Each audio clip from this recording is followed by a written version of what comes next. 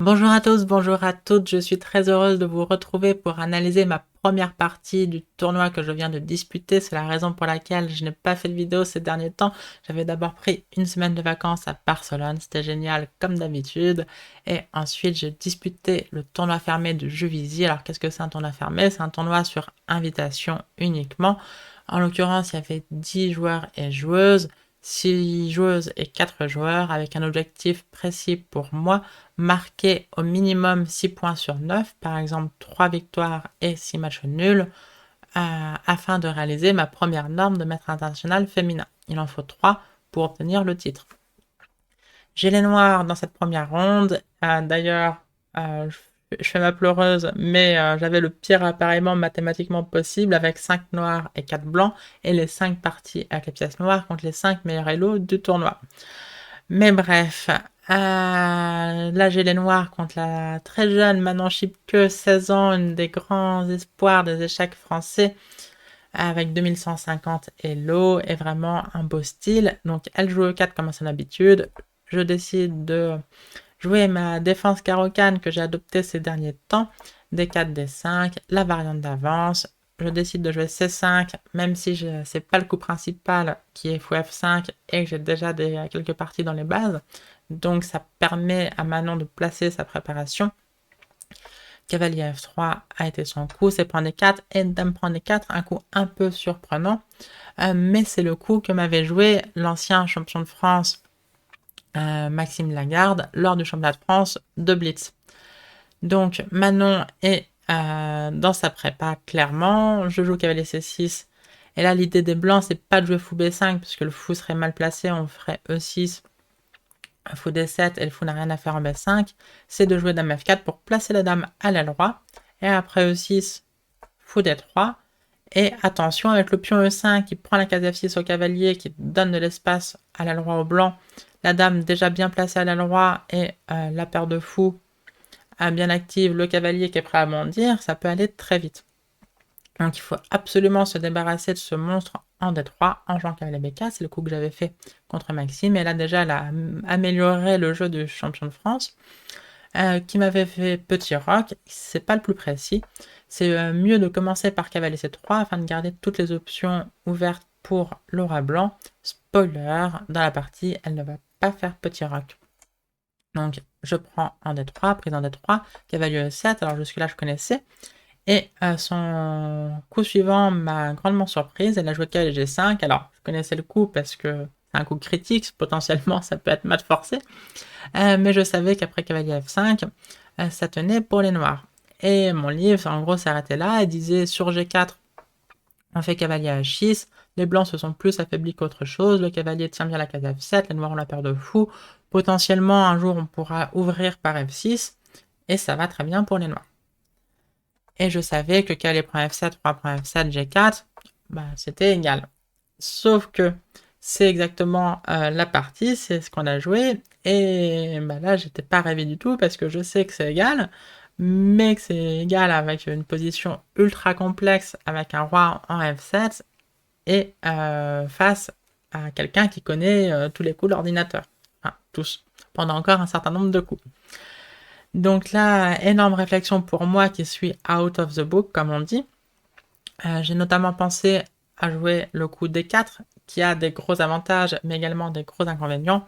En gros, ça prive les blancs d'accéder à la case D4 dans le futur. Ça nous donne la case D5 potentiellement pour la dame, donc ça c'est génial. Mais l'énorme défaut, il est criant, c'est que ça donne la case D4 au cavalier blanc qui n'en demandait pas de temps, qui sauterait, et je voulais vraiment pas voir ça. Il se trouve que le coup des 4, ça a été joué dans une des deux parties que j'ai dans ma base, la partie par correspondance.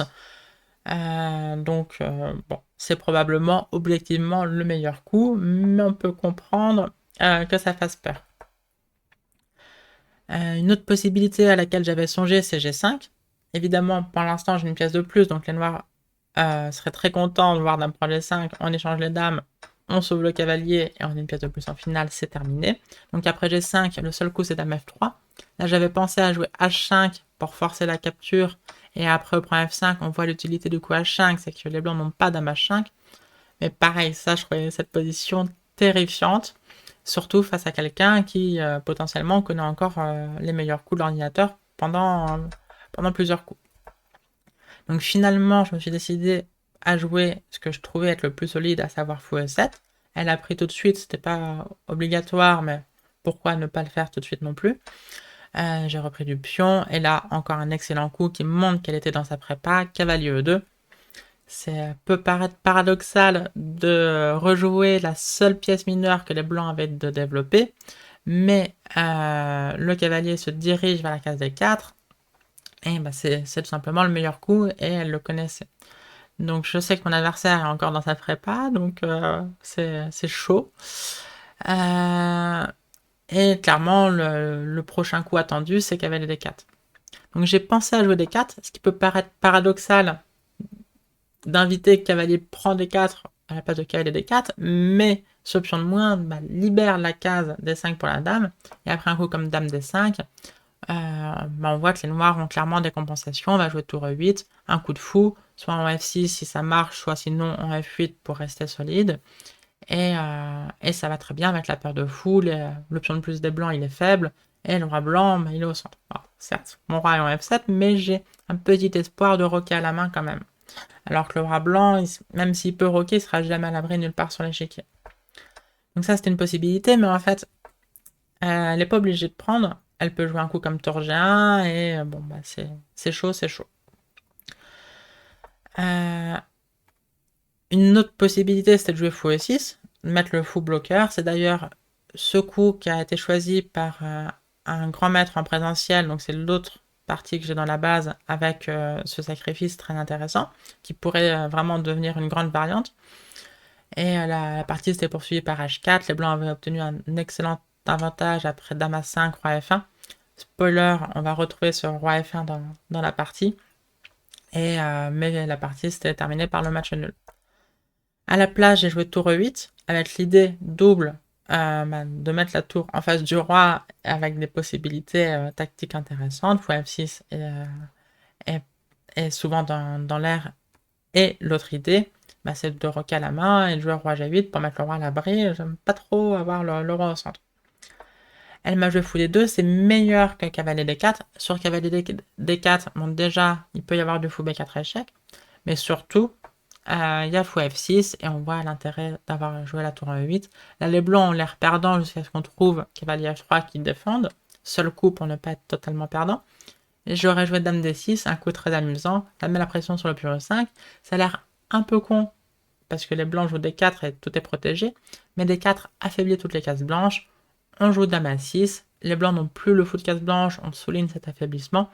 Leur fou qui leur reste, c'est le fou de case noire, devenu mauvais avec les pions D4 et E5. Et donc là, c'est très confortable pour les noirs. Donc elle a résisté à jouer cavalier D4, elle a joué fou D2 à la place, c'est le meilleur coup.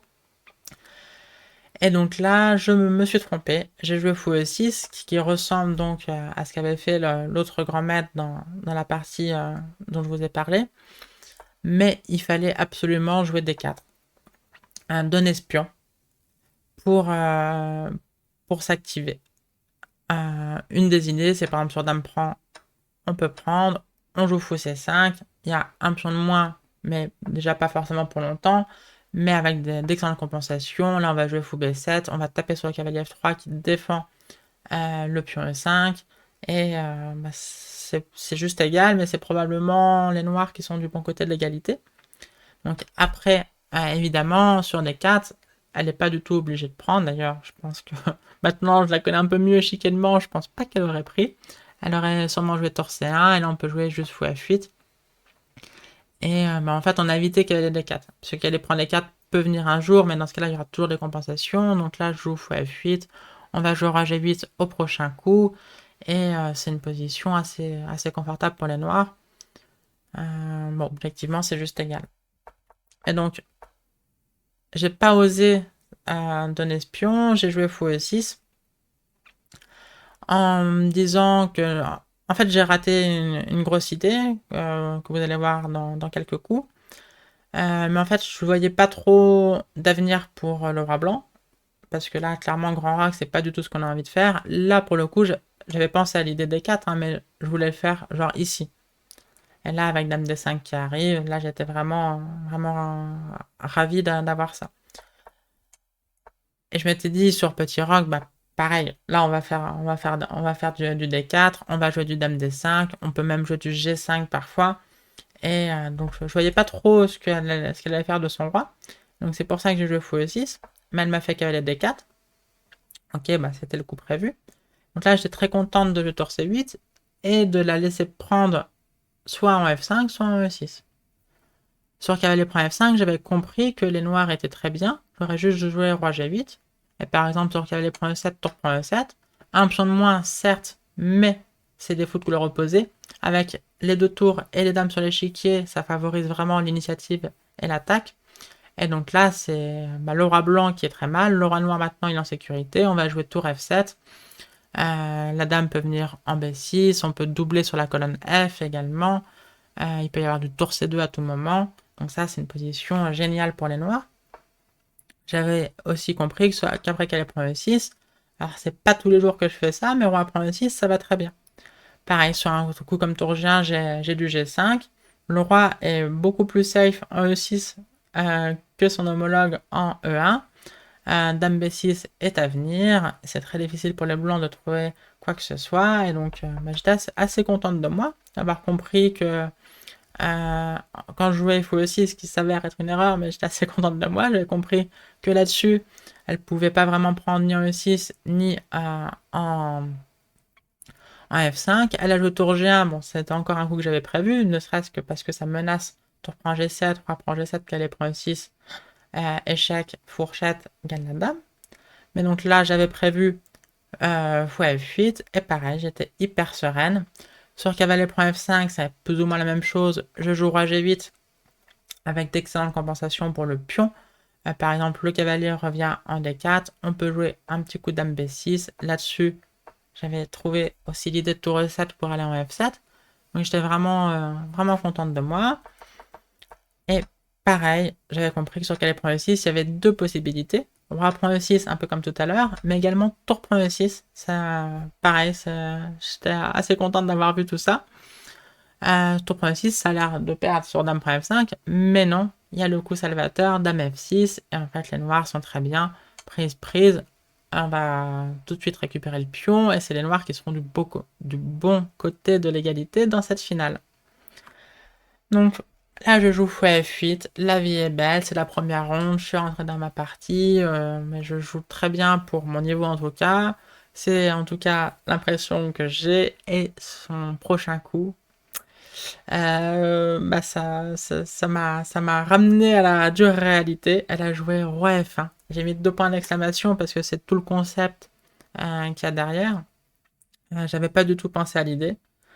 L'idée, elle est aussi claire que brillante. Alors, comme roi F1 était joué dans les parties euh, qu'il y avait dans la base sur ce sacrifice, c'est possible qu'elle connaissait l'idée, mais je ne veux pas du tout lui enlever le mérite. D'ailleurs, je sais pas. Puis dans tous les cas, c'est un coup brillant, hein. Et l'idée est claire. On a vu que le roi blanc, moi, là où je posais tous mes espoirs, c'était sur la faiblesse du roi blanc. Je ne trouvais pas vraiment d'abri. Bon, maintenant, il y est. Et surtout, c'était pas tant le roi, c'était que avec le roi qui trouve pas d'abri, comment activer cette tour? Là, le chemin est clair, c'est tour E1, tour E3, tour G3.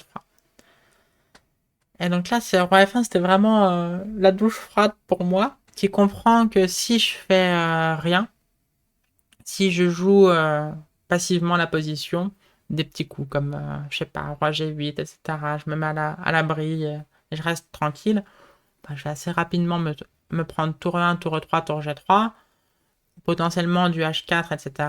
Une fois que la tour est passée, le cavalier peut revenir en F3 puis en G5. Toutes les pièces blanches vont attaquer mon roi, j'ai pas de contre-jeu, c'est atroce. Donc il faut que je joue de manière dynamique. Bon, malheureusement, il faut quand même que j'ai un peu de prépa. Parce que bon, là, je peux pas juste envoyer, j'ai encore le roi F7, ça va pas. Donc je commence par roi G8. Je l'invite quand même une dernière fois. T'es sûr, tu veux pas essayer de prendre un pion comme ça? Pareil, j'aurais joué dame E8. Ensuite, un petit coup de tour C7, tour F7. Avec d'excellentes compensations. Une fois que la tour est en F7, le pion G7 est bien défendu, je pourrais jouer fou C5. Donc là, j'étais super contente de voir ça. Mais pas du tout, elle joue juste tour E1, pas préoccupée un seul instant par les pions que je ne cesse de lui offrir. Non, non, non, elle sait exactement ce qu'elle veut, et ce qu'elle veut, c'est me mater. Donc elle continue à jouer super bien. Euh, et puis bah là, il faut quand même un moment que je parte avec les premiers 6 parce que pour l'instant, c'était pas encore si grave, mais à un moment, ça peut l'être. Hein, ça peut être un gros pion de moins et puis quand même subir l'attaque. Donc je joue Dame D7. H4, peut-être la première imprécision. Tour E3, ça me faisait beaucoup plus peur. Je sais pas, j'aurais joué un coup prophylactique comme Roi H8, Tour G3, mais là, je suis juste en mode défense. Je sais même pas trop ce que je fais. J'arrive pas à trouver du contre-jeu. Après H4, enfin, ça m'a laissé placer une belle idée de défense, c'est de jouer fou C5. Ce que je veux faire, c'est prendre en D4 en forçant Dame prendre D4, et ensuite, au coup d'après, jouer F4, sacrifier ce pion, mais qui libère mon fou de case blanche et la colonne F pour mes tours. Donc ça, c'est mon idée. Mais elle joue fou C3, qui par l'idée, vu que sur fou prend, elle peut reprendre du fou. Et elle va encore jouer tour E3, tour G3, et ça va pas du tout. Donc après fou C3, il faut, première étape, que je dévie ce fou. Deuxième étape, que je prenne en D4. Troisième étape, que je joue F4 pour sacrifier le pion et libérer mes pièces. Donc je commence par B5. Menace B4 pour virer le fou. Si elle avait joué A3, j'aurais fait A5. Là, c'est une variante très instructive. Elle peut par exemple prendre en A5, mais j'aurais pris en D4. J'ai un pion de moins, et j'en donne un deuxième.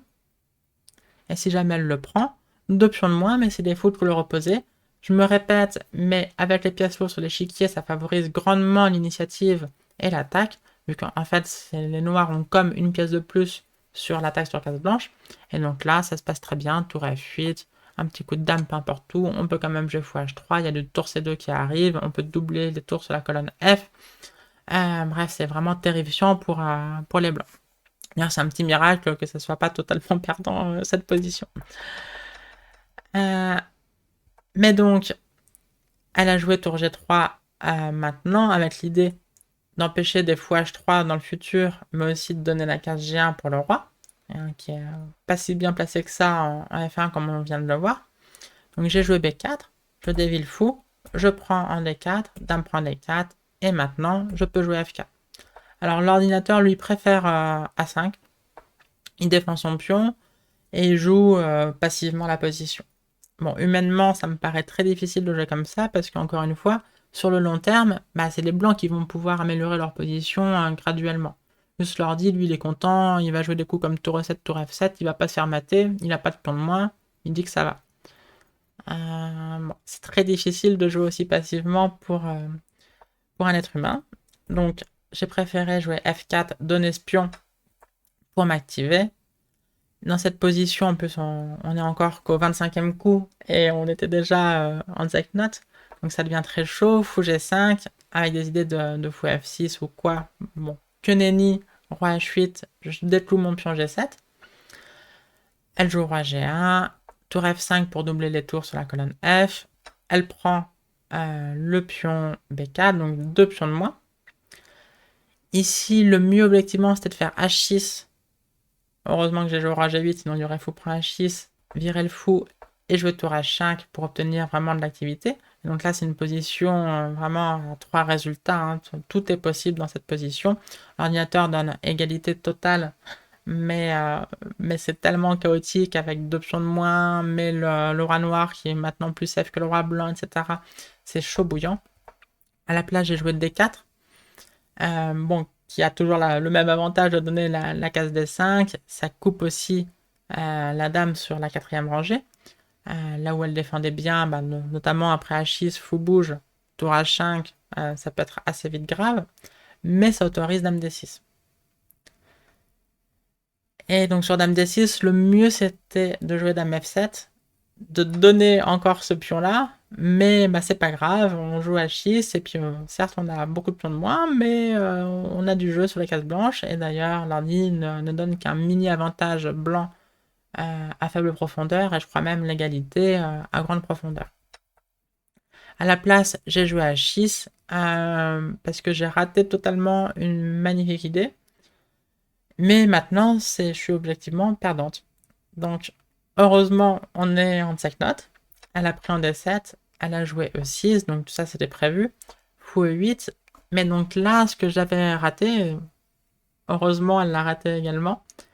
C'était la très belle idée fou E7. Deux points d'exclamation. Ça paraît très con d'aller ici. Qu'est-ce que tu veux faire? Bon, bah, je sais pas, moi je joue tour C2, je me lasse de prendre en F2, je me lasse de prendre en B2. Bah, ce qu'elle veut, c'est fou D6. Et si je prends, bah, peu importe ce que je fais, dans tous les cas, c'est fou E5. Et donc ce magnifique circuit du fou qui le replace sur sa meilleure case, bah, met fin à la partie. Mes tours doublés sur la seconde rangée là, bah, ne servent strictement à rien. Hein, on voit le problème d'avoir les foules reposées, c'est qu'elle, elle a tout sur case noire, bah, du coup je peux rien faire, je suis totalement humilié avec mon fou de case blanche. Et en revanche, là sur case noire, je me fais mater. Donc bah, fou E7, j'aurais probablement perdu, quoi. Mais bon, à sa décharge, c'était vraiment, puis à la mienne également, c'était vraiment pas simple de penser à fou E7, a fortiori en cette note.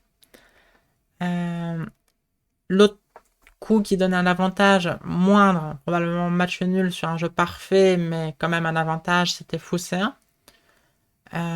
J'étais assez sereine avec tour C2, en me disant que bah, je menace le pion F2, et également l'idée de tour C5 qui tape sur le fou, qui défend le pion B2. Donc si je joue tour C5, le fou doit rejouer déjà où est-ce qu'il va, puis je peux prendre B2, etc. Mais en fait, il y a F3, très important d'aller en F3 et pas en F4. Comme ça, sur tour C5, là, c'est une erreur. Parce que maintenant, il y a encore fou F4, idée fou E5. Donc fou C1 aurait donné un avantage. En gros, je peux jouer tour C2 évidemment, et sur F3, bah, il faut jouer autre chose que tour C5, par exemple un coup comme tour F6, et objectivement c'est probablement match nul, mais c'est chaud. On va jouer tour C6, forcer le pion à aller sur case noire, ensuite on va ramener le roi, potentiellement on aura toujours du tour C2 à nouveau pour mettre la tour sur la seconde rangée, et bon, avec les footballs reposés, il y a de bonnes chances de nul, mais il faut souffrir quand même avant de parvenir à la nulle. Mais donc là, elle m'a joué tour C1. J'ai pris un C1. J'ai joué tour E5. Bon, c'est le seul bon coup, mais il n'est pas trop difficile. Le pion E6 est maintenant perdu. Elle a joué fou D2. J'ai pris un E6. Fou B4. Là, j'aurais dû jouer tour G6 objectivement. Alors je voulais pas parce que bah, on est avant le contrôle de temps, là on est au 35e coup, il y a le rajout de temps n'a lieu qu'au 40e, donc on a encore peu de temps la pendule. Et sur tour G6, elle aurait joué l'évident roi F1, prise. Et malheureusement, là, si je fais un coup comme fou G6 ou fou B5 pour attaquer le pion, elle peut le défendre. En revanche, elle va jouer fou C5 et gagner un deuxième pion. Donc, par exemple, à 6, ça, je ramène le roi, elle prend là. Et finalement, le fou de pose avec deux pions de moins. Et donc, de loin, avec peu de temps la pendule, j'étais pas certaine du tout. Bon, il se trouve que c'est match nul. Je vais faire un blocus sur case blanche en jouant G6 et H5 à l'aile roi. Et les deux pions de plus sont trop proches. Parce qu'il est bien quand il y a des fous de couleur opposée, c'est quand nos pions passés sont très éloignés les uns de l'autre. Comme ça, le roi peut pas gêner la progression des deux. Là, si on a le fou, par exemple, une position du style roi C6 et puis le fou n'importe où, le roi C6 il gêne la progression du pion B et du pion D, et le fou sur case blanche qui a le blocus, ça va être assez facile à mettre en place. Donc de loin, j'étais pas certaine. Donc j'ai d'abord joué roi G8. Et objectivement, c'est pas génial parce que ça laisse ça, mais en gros, mon idée c'était tant qu'il y a les tours, bah, il y a même des idées de maths. Alors évidemment, elle va pas se faire mater, mais par exemple, un coup comme fou C5, je peux jouer ça, je peux jouer fou C6, menace mat discrètement, il y a des idées de tour 2, etc. Bon, ça peut faire avec beaucoup de guillemets peur. Mais donc, après roi G8, elle aurait dû jouer fou C5 et potentiellement garder les tours. Mais donc c'est match nul sur un jeu parfait, mais bon, si les blancs par les deux menaces fantômes que j'ai montrées, bah, c'est quand même eux qui jouent pour le gain. Donc à la place, elle a joué tour G4, Ouais, donc maintenant, je peux jouer tour G6 très sereinement. Elle a pris, et donc là, je gagne le pion D3, donc ça sera finale foutoir posé avec un seul pion de moins, et donc c'est totalement match nul. J'ai fixé l'aile roi sur case blanche, hein, donc c'est toujours comme ça. En finale de foot couleur opposée, quand on joue pour la nulle, parce qu'on a un pion de moins, par exemple, on va mettre les pions sur la couleur de son fou à soi. C'est très important, avec l'idée de faire un blocage. Donc là, je mets tout sur case blanche. J'ai fou de case blanche, je défends tout et bon courage pour passer. En revanche, si on joue pour le gain, on essaye de mettre ses pions sur la couleur du fou adverse pour le contrôler et ne pas autoriser de tels blocages. Fou E5 pour laisser passer le roi, roi E6, roi D4, touk touk touk touk. Alors ça peut paraître un peu gênant d'avoir le roi blanc en B6, mais rassurez-vous, c'est totalement nul. Elle a poussé son pion, ici F4, fou E2, j'ai attendu, et on a répété comme ça. Alors pourquoi? C'est peut-être pas assez évident. Pourquoi est-ce qu'elle n'a pas joué B5 par exemple, pour se créer un pion passé? J'aurais pris. À noter que sur A5, on s'en fiche. Alors, c'est pas ce pion, moi je m'en fiche également, hein, mais je peux le donner si je veux. Mais c'est juste que le pion va arriver en A7, mais il n'ira pas plus loin. Et c'est strictement impossible de contrôler la case A8 et de menacer A8. Hein. Donc, si elle joue roi A7, bah, super, mais ton pion n'avance pas. Donc, bah, autant qu'elle prenne, du coup. Mais là, c'est pareil. J'attends. Je fais ma vie. Sur roi A6, elle peut pas avancer le pion. Sur roi C6, je peux donner un échec et je reviens. Et si elle va ailleurs, bah, je viens en B7. Et là, c'est terminé. Mon roi ne quitte plus jamais la case B7. Et sinon, bah, je peux jouer par exemple fou F5, fou G4 pour le reste de la partie en pré-move. Là, même avec moins d'une seconde à la pendule, si on peut pré-mover ad vitam aeternam, on fait match nul. En faisant ça, c'est une stratégie imparable. Donc bref, une première grosse partie. Alors nul sur le papier, c'est un peu décevant parce que je suis un tout petit peu mieux classé, mais en même temps j'ai la pièce noire, donc c'est quand même pas si mal. Et puis surtout, vu la partie, bah, je suis assez soulagé de ne pas avoir perdu. Je me suis pris la grosse prépa. J'ai surtout été surprise et désagréablement par le coup roi F1 magnifique de Manon, et donc au final assez contente de m'en tirer par le match nul, et on se retrouve donc pour la deuxième partie très prochainement. Petite info également, à partir de demain, je commenterai la Coupe du Monde mixte et femmes sur Chess24, Back to Chess24, et je serai dans la meilleure compagnie, accompagnée de Natacha Benmesba. Voilà, je vous souhaite une belle fin de journée ou une belle fin de soirée, et je vous dis à très bientôt. Ciao!